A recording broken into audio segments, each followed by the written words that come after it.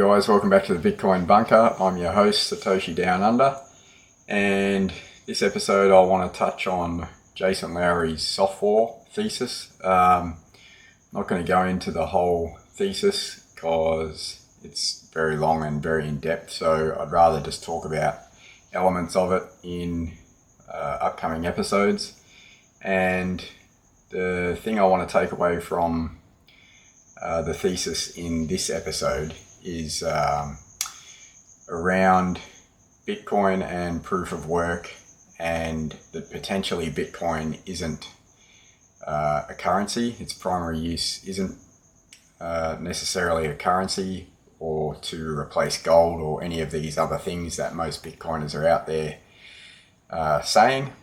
And I believe that maybe it could be tied in with AI and this AI future. So if you guys have noticed lately, AI is all the talk, all the hype. And if you've been on YouTube or X or probably even Facebook, you're noticing a lot of bot activity. So these days it's probably not even worth getting into arguments with people online because 90% of them are probably bots. Now, there's been different articles about these bots and bot farms. So if you're curious and haven't heard about them, just go and type in bot farms on YouTube and you'll find plenty of videos. Some of them are literally someone in China or somewhere with 20 mobile phones in front of them, and they're manually going out and replying to tweets, replying to Facebook comments, using it to push theirs or their government's agenda. Russians are doing it, Ukrainians are doing it, everyone's doing it basically to try and steer public opinion about certain things. So that's going on. YouTube comments are filled with scammers trying to get you to join their Telegram group, their WhatsApp group, crypto scams and other scams like that. So the question we have to ask ourselves is, how are we going to prove who is real and who is fake when navigating the internet, especially as this proliferates and gets worse? And one of the things that Lowery talks about is benefit to cost of attack ratio, which we'll go into in another episode. But basically what it means in this context is, at the moment, to deploy either manually or through AI and automated systems to deploy all of these bots for things like commenting, spamming, whatever it is, there's no cost for the attacker to do that, right? So there's no physical cost. These guys are spinning up bots to auto comment the same sort of comments everywhere they go, and we really don't have any way to defend ourselves from that. So it's similar to your Gmail. Your Gmail is automatically through logic though, through code. So software programmers writing code to basically,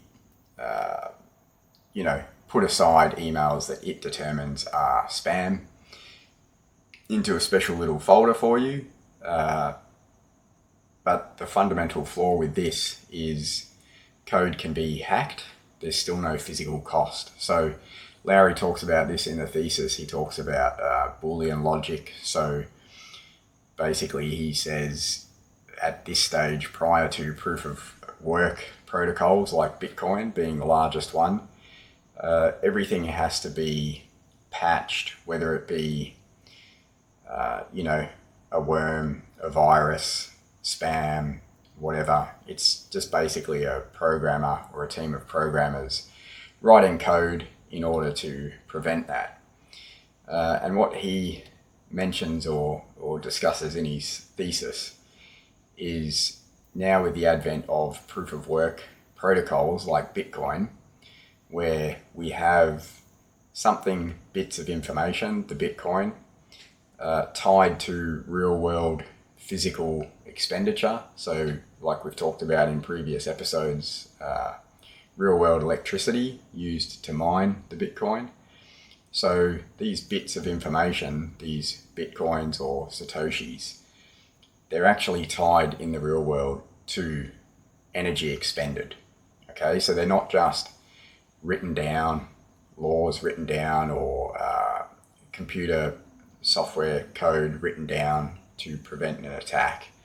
These bits have basically a direct link to the real world. So you can't forge them, you can't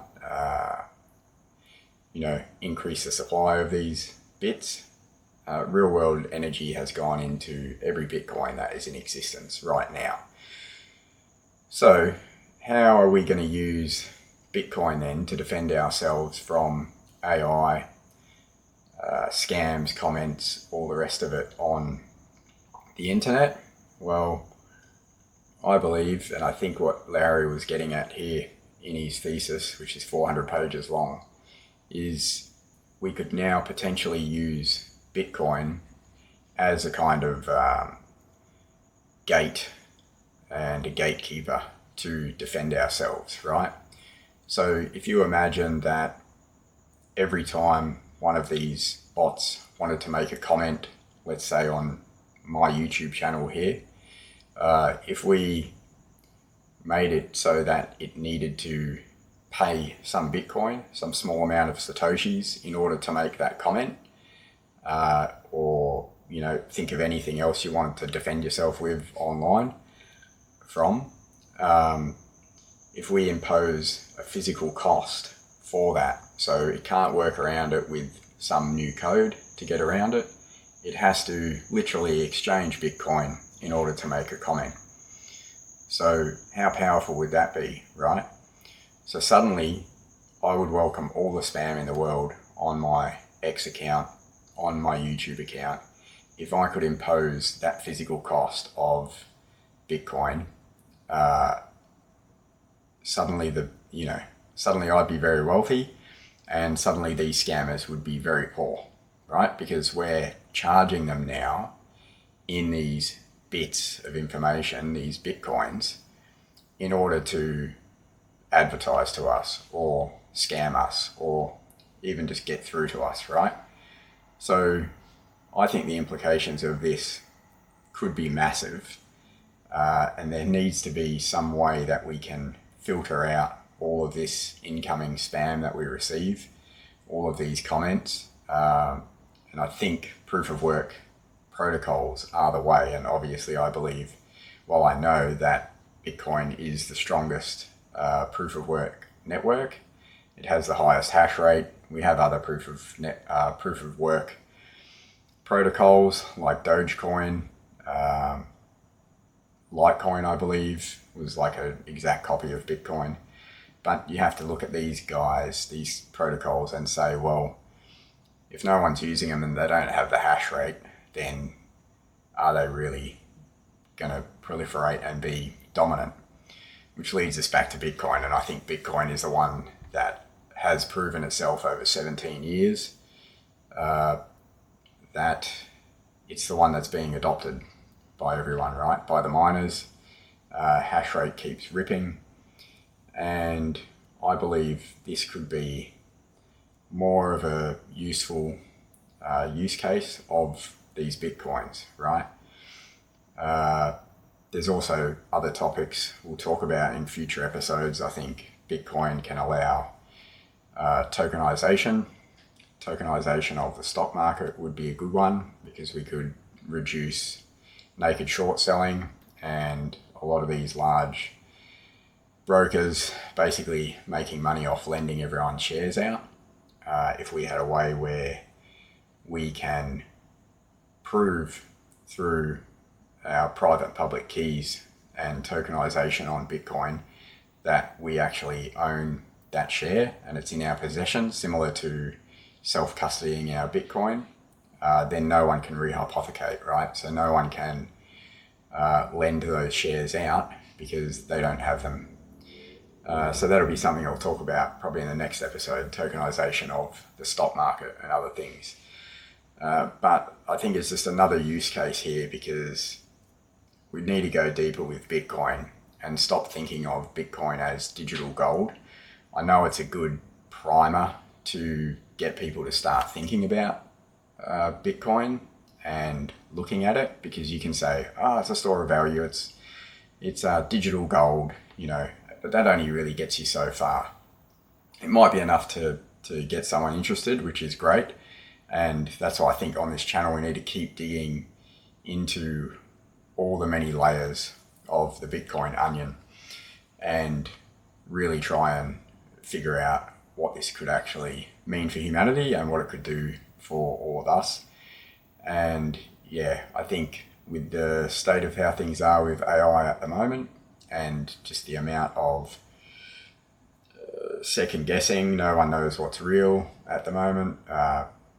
There's deep fakes coming out, politicians saying things it's not even real. It's like, how do we verify that? How do we verify someone we're having a conversation with online is even a real person, or not someone sitting at one of these bot farms, or even a completely humanless automated system spamming the internet with troll comments. And Michael Saylor actually brought this up recently. He's been getting smashed. His company, MicroStrategy, has become the largest short sale company in the US, meaning that there's the most short positions open on his stock MSTR.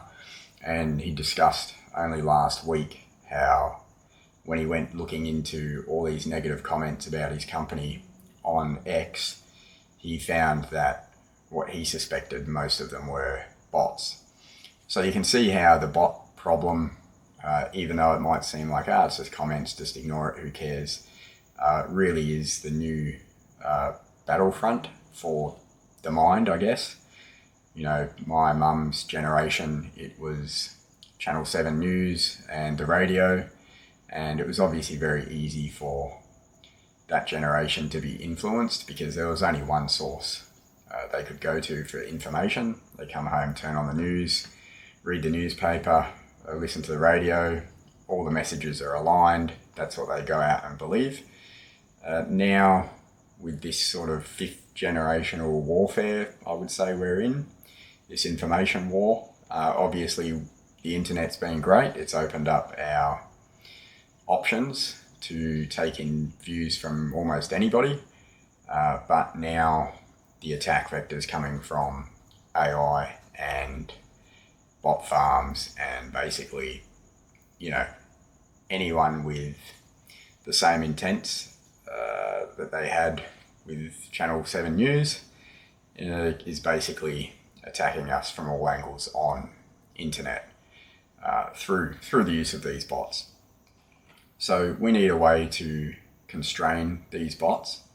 If we can impose a physical cost, as in it costs them money to do that, it costs them Bitcoin, let's say, then they're going to run out of ammunition very quickly, and then the bot activity will reduce, which would be great, or they're going to be very selective about how much ammunition they expend in the form of Bitcoin, right? So at the very least, I think what it could lead to is very minimal scammers online, because it's going to cost them, right? So they're looking at the benefit to cost ratio. So is it beneficial for me to attack? Am I going to make more money than what it's going to cost me to perform this attack? And of course, if that answer is no, then they won't expend the ammunition to make the attack, right? So similar to when we discussed the war, how does Bitcoin eliminate or reduce the severity of war? Well, it's the same thing. We've got something that's provably scarce, and as opposed to infinitely printable in fiat currency. So governments, as we've said before, would have to be selective about how much they're going to spend on a war if their budget is limited, right? Which at the moment it currently isn't. So a similar theory with this online spam and online bot attacks. We need to implement something where we can impose this physical cost on them. So Soft War, if you haven't read it, you can still find it on Amazon, I think. Paper copies are going for about $500 now, because there was a lot of contention around this, and Lowry brought out the thesis and then they took it off the shelves. But there is PDF copies that you can get for free. Well worth the read. It's a lot to get through. It's a real mind bender, and I think a lot of the Bitcoiners in the space dismissed it, didn't understand it. You know, the 80 IQers, probably the 140 IQers dismissed it more than the 80 IQers actually. You know, it just really pissed a lot of people off, this thesis. But I think to date, Lowry is probably the most onto it as far as the bigger picture for what Bitcoin and the Bitcoin protocol could be. And I think how he states the name Bitcoin has basically given us tunnel vision into thinking that Bitcoin is just a coin, therefore it's a currency, therefore it's digital gold. And he's kind of one of the first guys that's put it down on paper and really started thinking outside the box about what Bitcoin really could be. So I'm going to talk about that in other episodes and dig into some of the different chapters. But with all the AI stuff going on at the moment, I just wanted to talk about how we could possibly combat that. And it'll be really exciting to see how things develop. And, you know, there's a lot of people working on Bitcoin, as I've said before. And I think that over time, we're going to start seeing these ways of implementing Bitcoin into social media. I mean, if you go and check out Nostr, that's kind of like a decentralized social media platform where at the moment they've implemented sending zaps. So you can basically hook up a Bitcoin wallet to your account, and then you can send and receive small amounts of Bitcoin on the Lightning Network. So imagine you're on Twitter posting, you know, good content and people give you a like. Well, instead of X or Twitter giving you a little cut at the end of the month, basically you're directly zapping Satoshis to each other peer to peer. So there's already things being built out. I think the implementation of being able to protect ourselves online, filter out a lot of this spam and bot activity will come through Bitcoin, and it's probably just a matter of time before we see some sort of implementation. So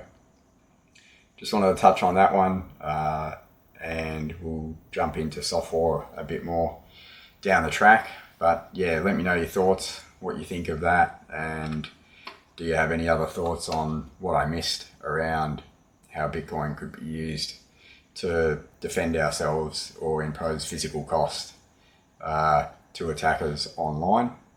And yeah, keep stacking sats, and I'll catch you on the next one.